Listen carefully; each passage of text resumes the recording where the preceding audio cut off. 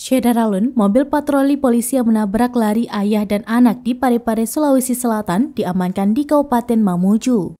Sopir mobil patroli polisi tabrak warga di Parepare diamankan di Jembatan Bolong, Desa Takandeang, Kecamatan Tapalang, Sulawesi Barat pada Rabu 9 November 2022 kemarin.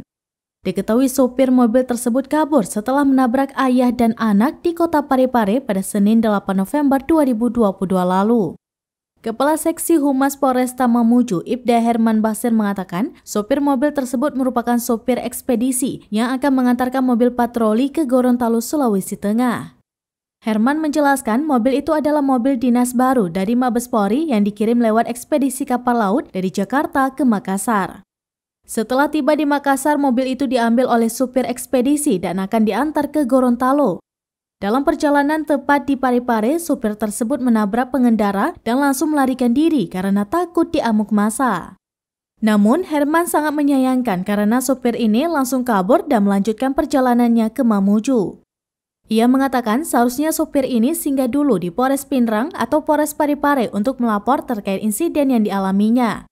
Diketahui mobil polisi tabrak lari pengendara motor di kota Parepare, Sulawesi Selatan viral di media sosial. Dari rekaman CCTV terlihat mobil patroli polisi melaju dari arah Tugu Pramuka. Sementara pengendara motor dari arah Jalan Kaswari. Saat berpapasan, tabrakan pun terjadi.